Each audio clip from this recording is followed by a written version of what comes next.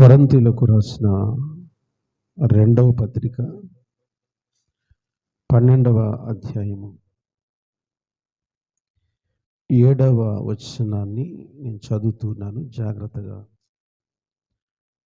చూడండి, గమనించండి.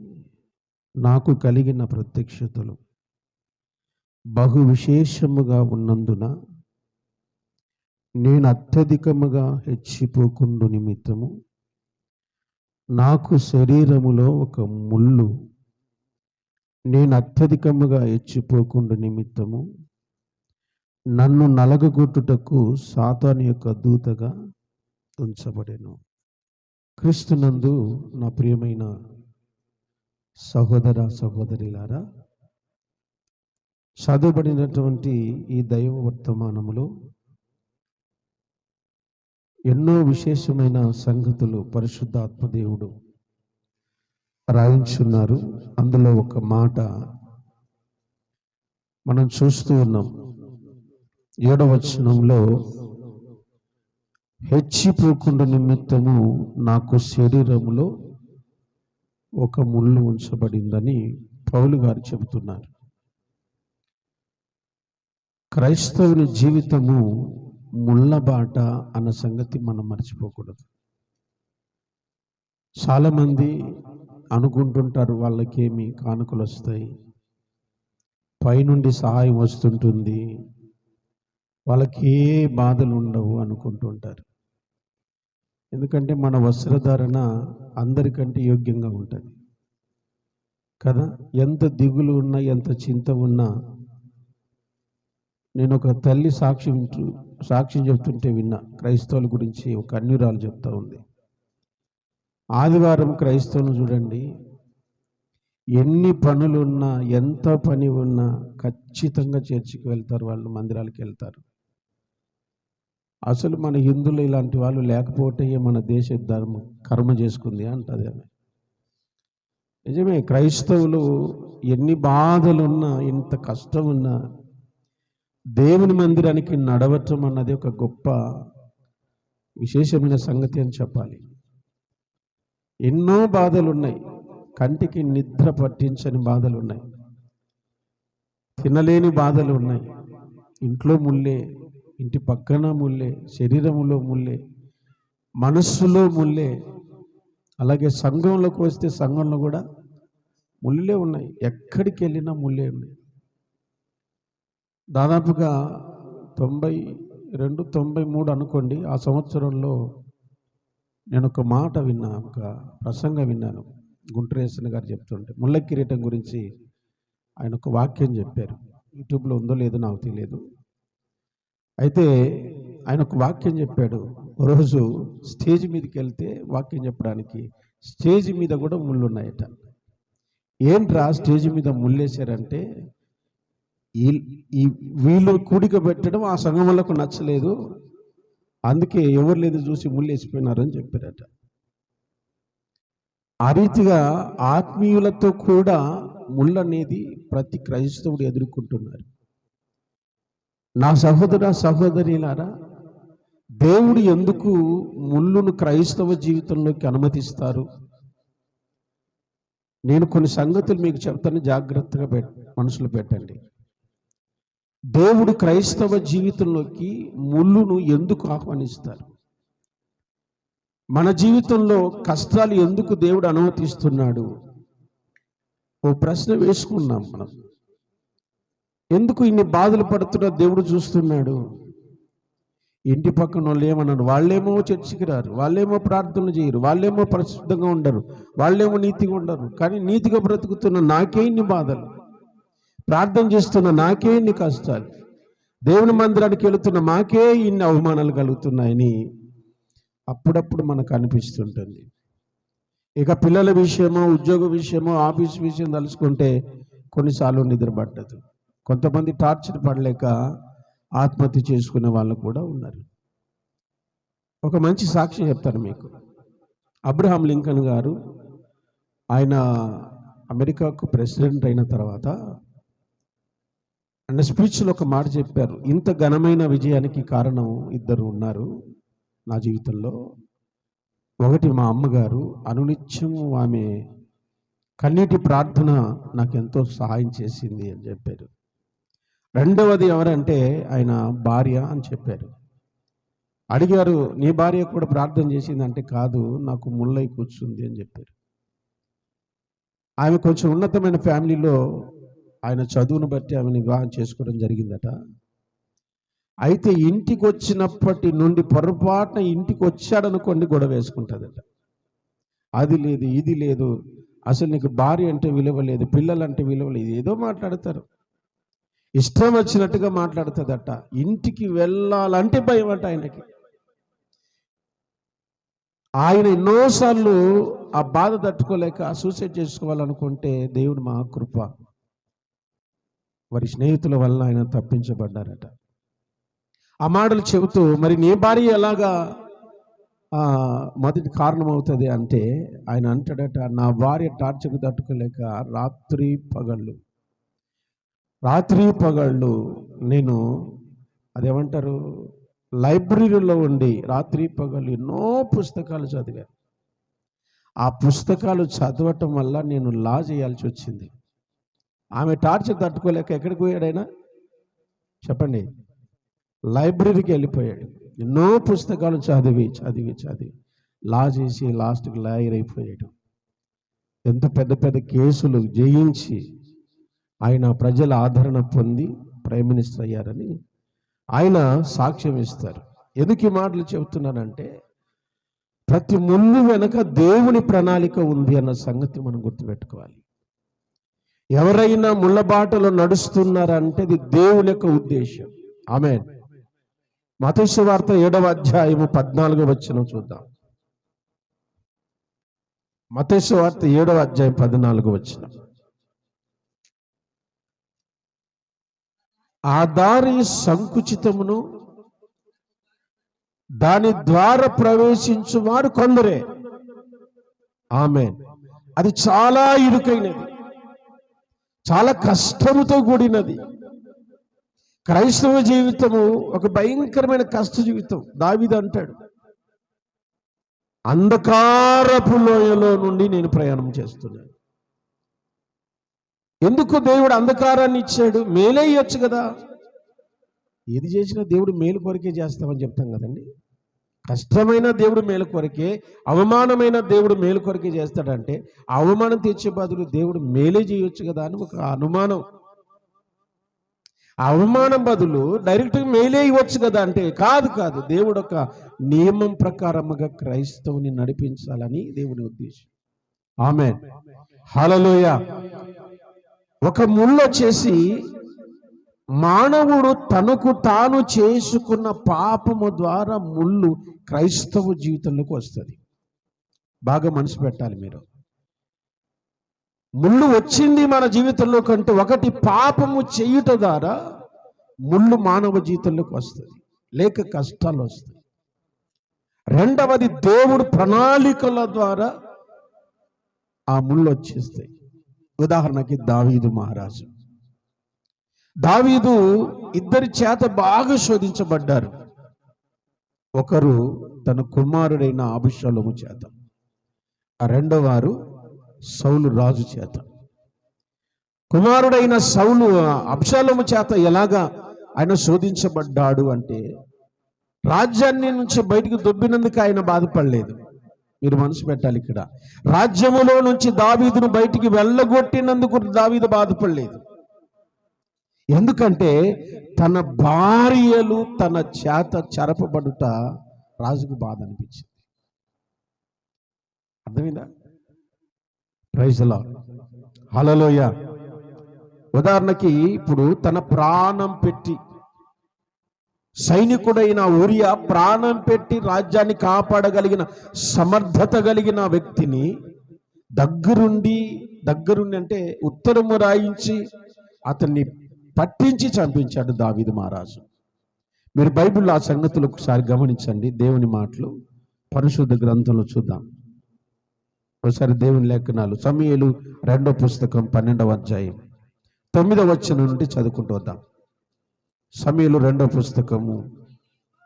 నీవు యెహోవా మాటను తృణీకరించి ఆయన దృష్టికి చెడుతనం చేస్తేవి.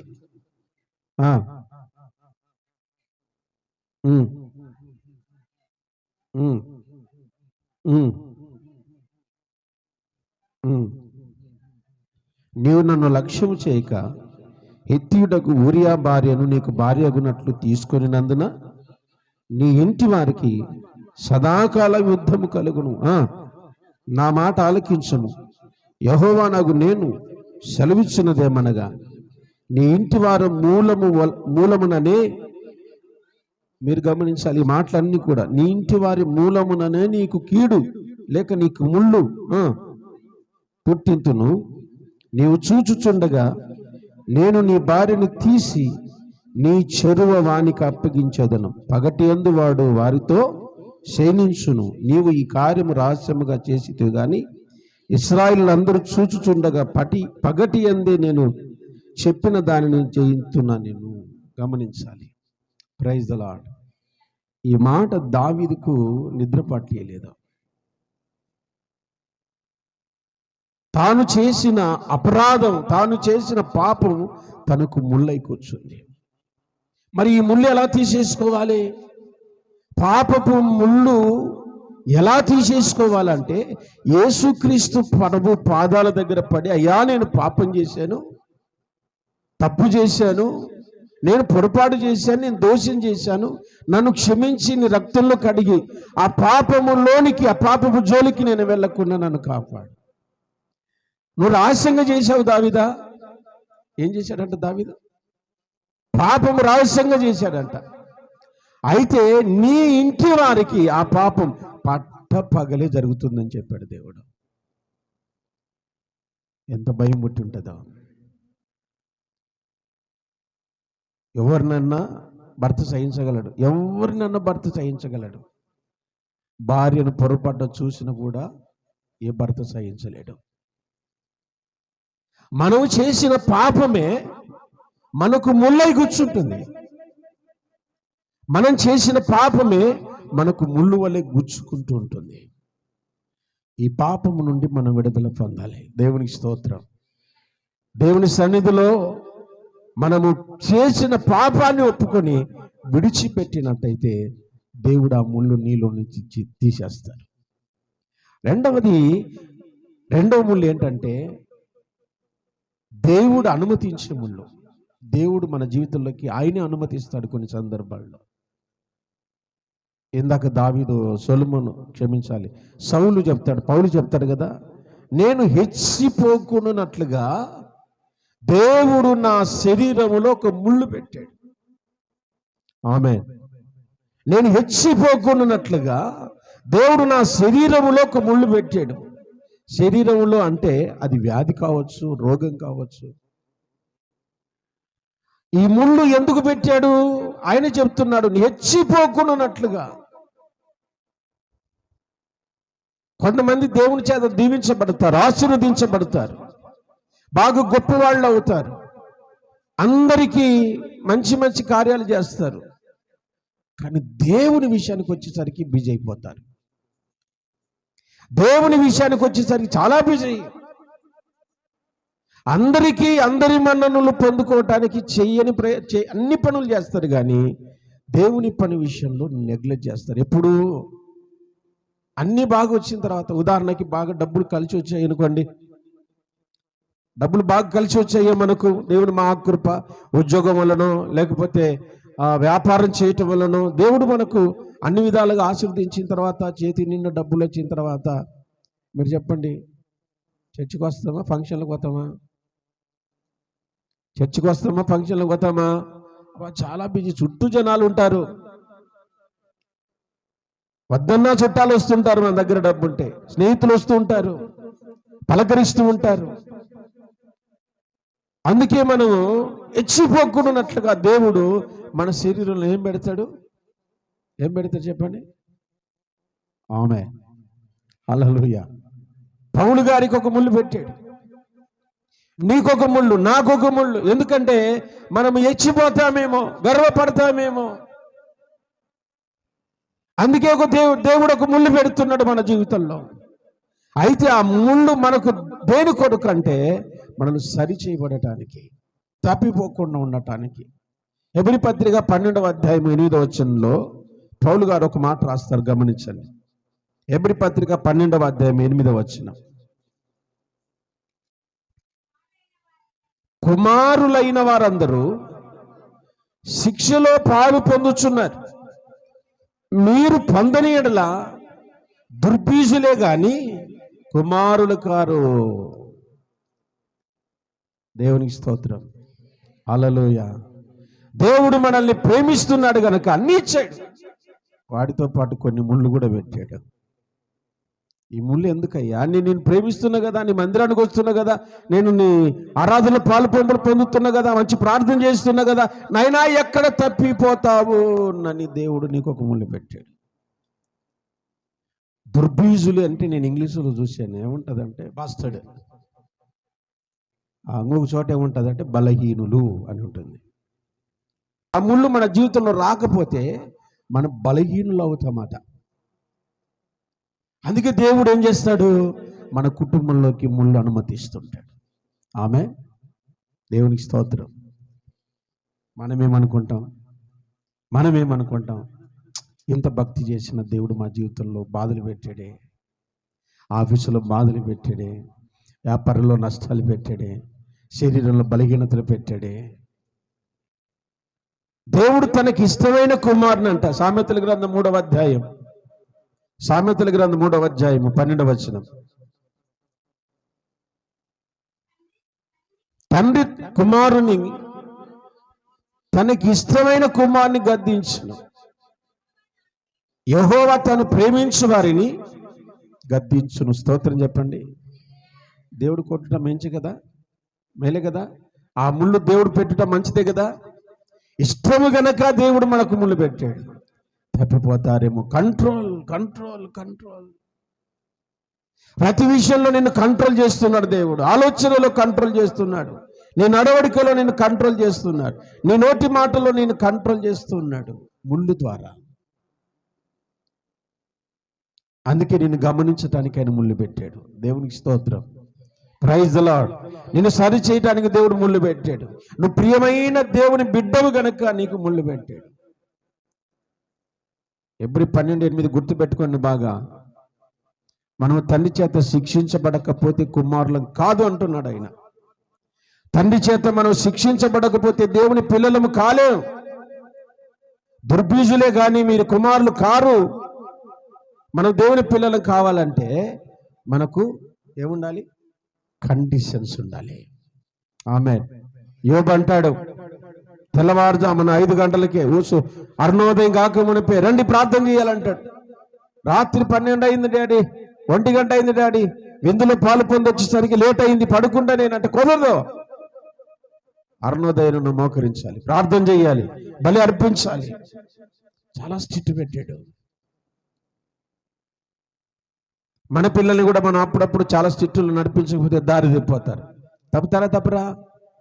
చాలా అవసరం. క్రమశిక్షణ చాలా అవసరం. క్రమశిక్షణ తప్పితే శిక్ష చాలా అవసరం. మన పిల్లలను ఒక దెబ్బ కొట్టాల్సి వస్తుంది. సొలొమోను, మహాజ్ఞాని సొలొమోను అంటాడు, వాడు బెత్తంతో కొట్టితే నరకం నుండి తప్పించబడతాడట, పాతాళం నుండి తప్పించిన వాడు అవుతావు అంటాడు. అందుకే దేవుడు మనల్ని ప్రేమిస్తున్నాడు, అన్ని విషయాల్లో ప్రేమిస్తున్నాడు. నిన్ను ఆరోగ్య విషయంలో ప్రేమిస్తున్నాడు, ఆస్తి విషయంలో ప్రేమిస్తున్నాడు, పిల్లల విషయంలో ప్రేమిస్తున్నాడు గనుకనే నిన్ను కంట్రోల్లో పెట్టడానికి ముళ్ళు పెట్టాడు. ఆమేన్, హల్లెలూయా. ఆ ముళ్ళు నువ్వేమనుకుంటున్నావు? అయ్యా ఇది చాలా బాధకరంగా ఉంది, ఈ బాధ నేను భరించలేకపోతున్నాను అనుకుంటావు. అది లేకపోతే నువ్వు దేవునికే దూరం అయిపోతావు. ఆమేన్. ప్రభుకు మహిమ కలుగును గాక. గనక దేవుడు మన జీవితంలోకి అనుమతించే ముళ్ళు కొన్ని ఉంటాయి. దాన్ని మనం ఏం చేయాలి? స్వీకరించాలి, అంగీకరించాలి.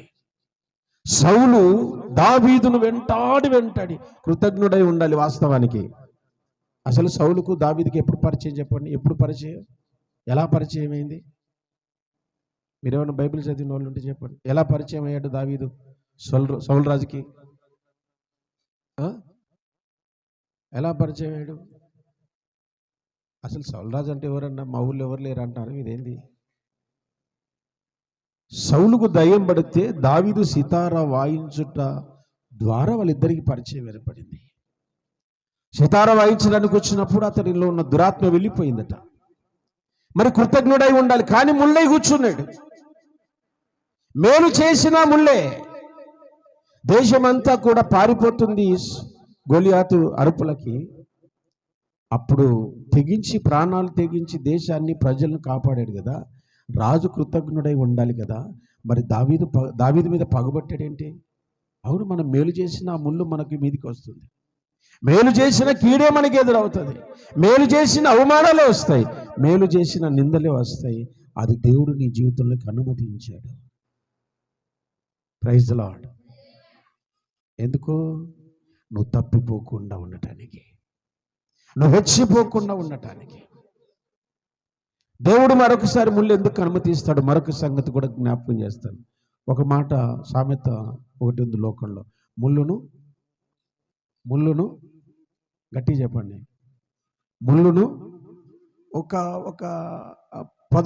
ముళ్ళ పొదల పడ్డవును, కాలి కూర్చుకునే ముళ్ళు కాదు, చాలా ముళ్ళు కూర్చుకున్నాయి నీకు. అవమానం, నింద, పేదరికం, దారిద్రం, ఎన్నో ముళ్ళు కూర్చుకున్నాయి. ఇప్పుడు ఇవన్నీ తొలగాలంటే ఎట్లాగా? ఇవన్నీ తీసేయాలంటే కుదరదు కదండి. ఒక్కొక్కటి తీసేయాలంటే చాలా టైం పడుతుంది. అసలు యూదులంటే చాలా వ్యతిరేకమైన మనుషులు. క్రైస్తవులను కూడా చాలా వ్యతిరేకం. ఇప్పుడు భారతదేశంలో క్రైస్తవులు అంటే, మొన్న ఒక న్యూస్ చూశాను నేను మొబైల్లో. మదర్ తెరిసా ట్రస్టులు ఉండకూడదు, చర్చీలు ఉండకూడదని ర్యాలీ చేస్తున్నారంట.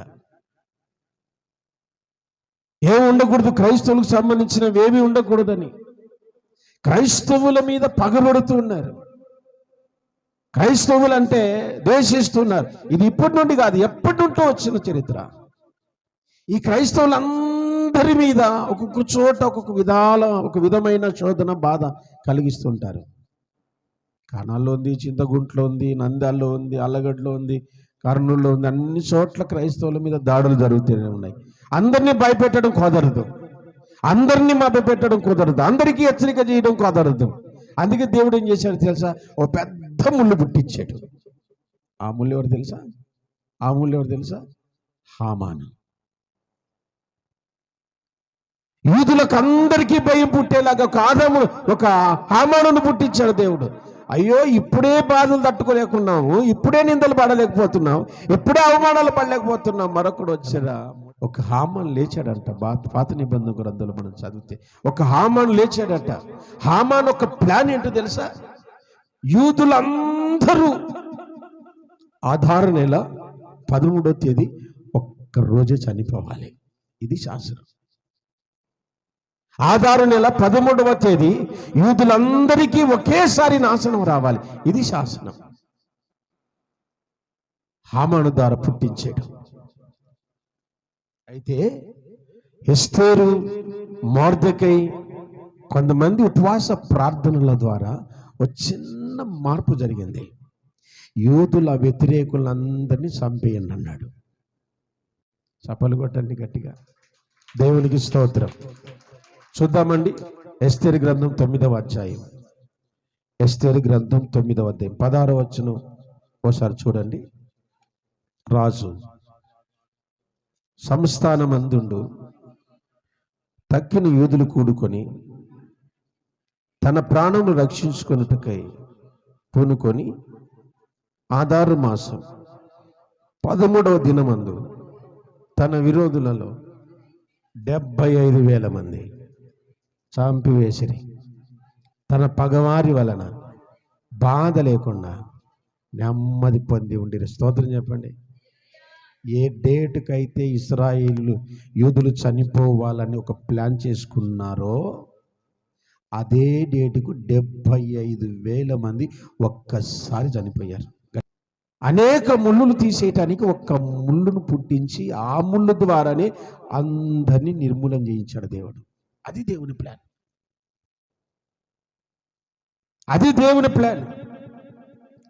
ఇశ్రాయేలు ప్రజలు కఠినమైన బాధల్లో, శ్రమల్లో, అవమానాల్లో బ్రతుకుతూ ఉంటే మోసే అహరోనులు వచ్చి మీరు దేవుణ్ణి ఆరాధించడానికి రావాలి అన్నారు. అప్పుడు ఫరో అంటాడు, మేము మీకు గడ్డి ఇవ్వం, మీకు మట్టి ఇవ్వం, మీరే గడ్డి తెచ్చుకోవాలి, మీరే మట్టి తెచ్చుకోవాలి, మీరే అన్ని తెచ్చుకొని లెక్క తక్కువ కాకుండా ఎప్పుడు మేము ఇచ్చినప్పుడు ఎన్ని ఇటుకలు వేశారో ఇప్పుడు కూడా మీరు వేయాలన్నారు. భారం పెరిగిపోయింది. మోసే మీద సనిగారు, అహరోను మీద సనిగారు. అయ్యా ఇప్పుడే బాధలు ఎక్కువ, మేము అల్లాడిపోతుంటే మళ్ళా మీరు వచ్చి ఎన్ని సమస్యలు పెట్టారయ్యా, మేము మళ్ళా కష్టపడాలి, మా బాధలు ఎక్కువైపోయాయి అన్నారు. మీరు భయపడకండి, దేవుడు మిమ్మల్ని విడిపిస్తాడు అని చెప్పారు. పురిలారా మనం గమనిస్తూ వెళితే 14వ అధ్యాయం నిర్గమకాండలో ఒక చరిత్ర జరుగుతుంది. ఎర్ర సముద్రం దగ్గరకు వచ్చి నిలబడతారు. అక్కడేమో బాధలు పడుతూ, నిందలు పడుతూ, అవమానించబడుతూ, కొట్టబడుతున్నాం. ఇప్పుడు డైరెక్ట్ చంపడానికి తీసుకొచ్చావా అన్నారు మోసే అహరోనులు. డైరెక్ట్గా చంపడానికి, సముద్రంలో చంపడానికి తీసుకొచ్చావా? చరిత్ర మనం చూస్తే మనకు అర్థమవుతుందండి. సముద్రం చీల్చబడింది. శత్రువులందరూ, రాజుతో కూడా శత్రువులందరినీ కూడా ఒకేసారి సముద్రంలో చంపేశాడు దేవుడు. శత్రుశేషం లేకుండా చేశాడు. దేవుడు పెట్టే ఒక అద్భుతమైన, దాన్ని ఏమనాలంటే ఆశీర్వాదం అనే ముళ్ళు. ఆమేన్. ఆశీర్వాదం అనే ముళ్ళు మన జీవితంలో వచ్చింది అంటే దానికి కారణం ఏంటంటే మన చుట్టూ ఉన్న ముళ్ళులు తీసేయటానికి దేవుడు అలాగ పెడతాడు. పెద్ద ముళ్ళు నీ జీవితంలోకి వచ్చింది, భరించలేని బాధ నీ జీవితంలోకి వచ్చింది, భరించలేని అవమానం నీ జీవితంలోకి వచ్చింది. అయినా నువ్వు భయపడొద్దు, అయినా నువ్వు కలవరపడొద్దు. ఎందుకంటే చిన్న చిన్న వాటితో పాటు పెళ్ళగించటానికే దేవుడు పెద్ద సృష్టించాడు. దేవునికి స్తోత్రం కలుగును గాక. ఫైనల్గా ఒక మాట చెప్పి నేను ప్రార్థన చేస్తాను. దేవుని కృప మన మీద ఎందుకు అత్యధికంగా ఉంటుందంటే మరణం నుండి మనల్ని తప్పించడానికి దేవుడు కొన్ని ముళ్ళులు పెడతాడు. దేని నుండి తప్పించడానికి? మరణం నుండి మనల్ని తప్పించడానికి కొన్ని ముళ్ళులు ప్రభు అనుమతిస్తాడు. నీ శరీరంలో అనుమతిస్తాడు, లేక నీ ఇంటిలో అనుమతిస్తాడు, నీ యొక్క ఇరుగు పొరుగు వారిలో అనుమతిస్తాడు, నీ ఆఫీసులో అనుమతిస్తాడు. ఆ ముళ్ళు ఉండాల్సిందే. ఆ ముళ్ళు ఉండకపోతే నువ్వు మరణానికి అప్పగించబడతావు. మరణం నిన్ను వెంటాడుతుంది. ఆ ముళ్ళు ద్వారా మరణం నుండి తప్పించబడతావు. ఎలాగనగా ఉదాహరణకి బైబిల్లో ఒక మంచి సంఘటన, మంచి సందర్భం. కుష్ఠరోగి ఒక ఆయన ఉన్నాడు. ఆయన మహాగణుడు, దేవుని చేత బాగా ఆశీర్వదించబడిన వాడుగా రాయబడుతుంది. ఎవరైనా ఐడియా ఉందా? ఎస్. ఇంకా పురుషులు ఎవరైనా చెప్తారా?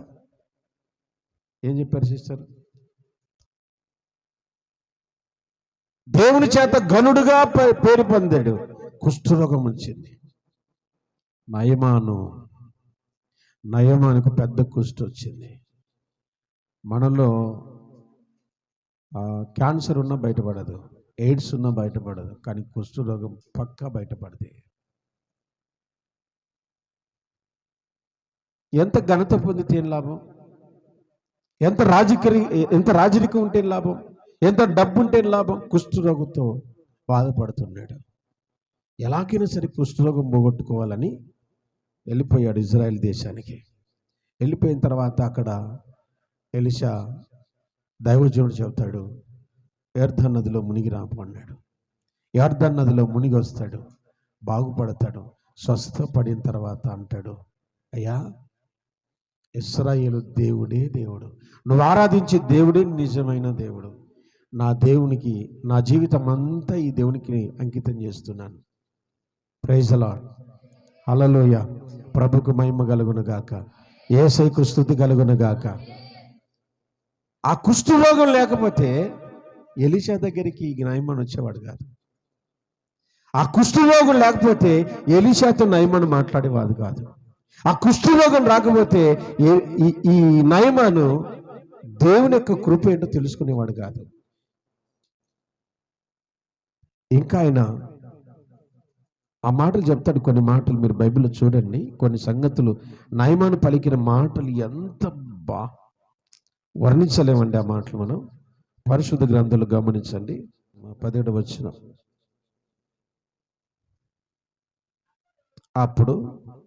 అప్పుడు యెహోవాకు తప్ప దహన బలి అయినను మరి ఏ బలి అయినను ఇతరైన దేవతలకు నేను ఇక అర్పింపను. ఇక అంటే ప్రభునే నేను సేవిస్తాను. 2 కంచెర గాడిదలు మోయుపాటి మన్ను నీ దాసుడైన నాకు. ఏ మన్ను కావాలంటే నాకు చెప్పండి. ఏ మన్ను కావాలంట? ఇశ్రాయేలు దేశంలో ఉన్న మన్ను కావాలంట. అయ్యా, నువ్వు నడిచినటువంటి దారిలో ఉన్న మన్ను నాకు కావాలయ్యా. 2 కంచెర గాడిదలు మోయగలిగినంత మన్ను ఇస్తే నా తోటలో చల్లుకుంటా, నా దేశంలో చల్లుకుంటా, ఇదిగో నా పొలంలో చల్లుకుంటా. నువ్వు నడిచిన భూమి పరిశుద్ధ భూమి అయ్యా. ఆమేన్, హల్లెలూయా. నువ్వు నడిచిన నేల పరిశుద్ధమైనది. కొంచెం మన్ను ఇప్పించండి అయ్యా. ఎంత మార్పు అండి! నయమానికి ఎంత మార్పు! నువ్వు నడిచిన నేలలోని మట్టి తీసుకొని పోతానయ్యా నువ్వు పర్మిషన్ ఇస్తే. ఆ మట్టి నా దేశంలో పడితే నా దేశం బాగుపడుతుంది. ఆ మట్టి నా పొలంలో ఉంటే ఆ మట్టి ద్వారా నా పొలం బాగుపడుతుంది. దైవజనుడా, నువ్వు నడిచిన నేలలో నుంచి 2 గాడిదలు మోయగలిగినంత మట్టి తీసుకుపోతానన్నాడు. దేవుని స్తోత్రం. ఆ ముళ్ళు లేకపోతే ఈ మాటలు మాట్లాడేవాడా? చెప్పండి, మాట్లాడేవాడా? తప్పించబడ్డాడు నిత్య నాశనము నుండి, నిత్య నరకము నుండి నిత్య జీవానికి వచ్చేసాడు. ఎవరు? నయమాను. దేవునికి స్తోత్రం కలుగునుగాక. నిత్య జీవం పొందుకున్నాడు నయమాను. దేవునికి మహిమ కలుగునుగాక. ఇది ఎలా సాధ్యమైంది అంటే ఆ కుష్ఠరోగం ఉండటం వలన. మనం అనుకుంటాం ఈ రోగం లేకపోతే బాగుంటుంది. ఈ రోగం ఉండుట ద్వారా నువ్వు మరణం నుంచి తప్పించబడుతున్నావు. సంతోషంగా ఉన్న వాళ్ళకు ప్రార్థన చేస్తారా? బాధలో ఉన్న వాళ్ళకి ప్రార్థన చేస్తారు? చెప్పండి, బాగా చెప్పండి, బాధతో చెప్పండి. చెప్పండి అమ్మా, ఎవరు బాగా ప్రార్థన చేస్తారు? ఎవరు ఎక్కువ దేవునితో గడుపుతారు? మనస్సు ఎప్పుడు దేవుని దగ్గర కుమ్మరించబడుతుంది. సంతోషంగా ఉన్నప్పుడా? బాధలో ఉన్నప్పుడు చెప్పకుండా కన్నీళ్ళు వచ్చేస్తాయి కదా. అప్పుడు పాడేసుకుంటాం కదండి, నీ పాదాలను నా కన్నీళ్ళతో నీ పాదాలను కడిగేద్దాం. ఇంకా అంత బాధ వచ్చేసేది. మరి ఏం చేద్దాం? ప్రభుకి స్తోత్రం కలుగునుగాక. మళ్ళీ చెప్దాం. నువ్వు తప్పించబడాలి, నరక నుండి తప్పించబడాలని దేవుని జీవితంలో శ్రమలు అనుమతించాడు. అవి నీకు ముళ్ళైపోయాయి, అవి నీకు గాయం చేస్తున్నాయి. కానివ్వండి, నరక నుండి తప్పించబడటం మేలా, గాయాలతో బయటపడడం మేలా అంటారా? గాయాలైనా పర్లేదు, నరక నుంచి తప్పించబడుదుముగాక. చిన్న చిన్న అవమానాలు అయినా పర్లేదు, నరక నుంచి తప్పించబడుదుముగాక. కొన్ని బాధలు వస్తాయి, అయినా పర్లేదు, నరక నుంచి తప్పించబడే బాధల ఆ బాధలు మనకు మేలు కదండి. నరకం కంటే అది మేలు కదండి. చనిపోవడం కంటే అది మేలు కదండి.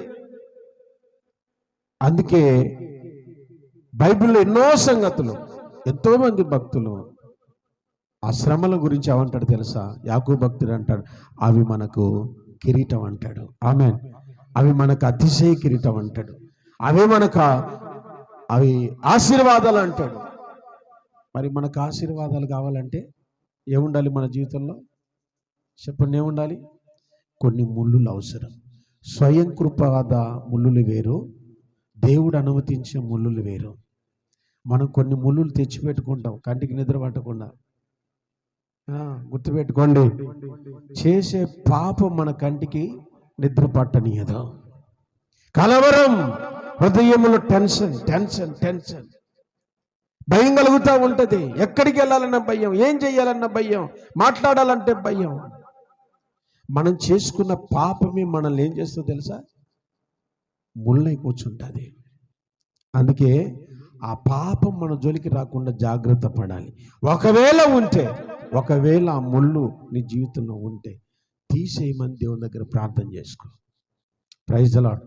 దావీదుకు కలిగిన దుర్ఘటన నీ జీవితంలోకి రాకుండా జాగ్రత్త పడు. నువ్వు రహస్యంగా పాపం చేశావు, అయితే పబ్లిక్గా నీ భార్యలు చెరపట్టబడతారు, జాగ్రత్త అన్నాడు. నువ్వు నేను రహస్యంగా చేసిన పాపాలు ఏమైతాయి చెప్పండి? మనకు కొనుకుపాటు లేకుండా చేస్తాయి. అందుకే జాగ్రత్త, మనసును కొదట పెట్టుకో. స్తోత్రం. బైబిల్లో ఒక సంగతిని ప్రార్థన చేసుకుందాం. ఈ మాట చెప్పి ప్రార్థన చేసుకుందాం. నేను మీకు ఈ మాట చదివిస్తున్నాను. పరిశుద్ధ గ్రంథం చూడండి, సామెతల పుస్తకం 25వ అధ్యాయం 28వ వచనం. 25-28వ వచనం. ప్రాకారం లేక పాడైన పురం ఎంతో, తన మనస్సును అణుచుకోలేని వాడును, మనసును కంట్రోల్ పెట్టుకోలేని వాడు ప్రాకారం లేని పురం వంటి వాడే, కంచెలేని పురం వంటి వాడే. మనసుని ఏం చేయాలి చెప్పండి? మనసును చెప్పండి. మనసును అణుచుకోవాలి, కంట్రోల్లో పెట్టుకోవాలి. ఈ మనసుకి ఎన్ని కోరికలు. అమ్మ తల్లులారా, మీకే షాపింగ్ పోతే రిబ్బెన్ కాడ నుంచి ప్రారంభిస్తారు, పిన్నీస్ దగ్గర నుంచి ఆరంభిస్తారు. పిన్నీస్ దగ్గర నుంచి మంచి మంచి శారీల వరకు చూస్తారు. కొనింది ఏమీ లేదు, అన్నీ చూసుకుంటూ పోవడమే. కోరికలు ఎక్కువ. ఏముండాలి? కంట్రోల్లో ఉండాలి. ఆలోచనలు, మనసు కంట్రోల్లో ఉండాలి. Praise the Lord. దేవునికి స్తోత్రం కలుగునగాక. షాపింగ్ పోతే షాపింగ్ వదిలిపెట్టరు. ఎవడైనా ఊర్లోకి వచ్చి వాడిని వదిలిపెట్టరు. మిమ్మల్ని బాగా వాడుకుంటారండి వ్యాపారస్తులు. ఇది ఆ సినిమాలో సిరక్క అంటే అయిపోయింది. అప్పటికప్పుడు ఆ ముసలాం హీరోయిన్ అయిపోద్ది. నిజమే. ఇది కట్టుకుంటే అంతా అట్లే ఉంటావు కాను. దేవునికి స్తోత్రం. హల్లెలూయా. నీ మనసును కొదట పెట్టుకో, లేకపోతే పాడైపోయినది నీ జీవితం. పాడైపోతుంది, పాపం చేత పట్టబడుతుంది. నీ మనసును అనుసుకో ప్రతి విషయంలో. అందుకే బైబిల్లో ఒక మాట ఉన్న, తిండిపోతువైనాడు నీ గొంతుకు ఏం పెట్టుకోవాలా? కంట్రోల్ పెట్టుకో. ముందు నీ నాలుకను, రుచిని కంట్రోల్ పెట్టుకో. దొరికింది కదా అని తోసేయకు లోపలికి. హల్లెలూయా. లిమిట్. నిద్రను కూడా కంట్రోల్ పెట్టుకోండి. కొంతమంది ఏడైనా లేవరు. ఆదివారం లేనా కాసేపు లేటుగా లేచాం,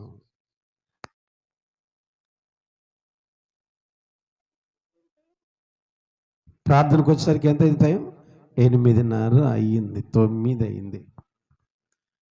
రోజు 4 గంటలకు లేచి ఈరోజు ఎంతకు లేస్తాం చెప్పండి? నేను అప్పుడప్పుడు కొందరు అడుగుతుంటా, ఆదివారం ఎన్ని గంటలకు లేచారు? 7:30కు లేస్తా ఉన్నా. స్కూల్ ఉన్నప్పుడు మీరు చెప్పండి స్కూల్ ఉన్నప్పుడు ఎప్పుడు లేస్తారు? 4, 5, 5:30. స్కూల్ లేనప్పుడు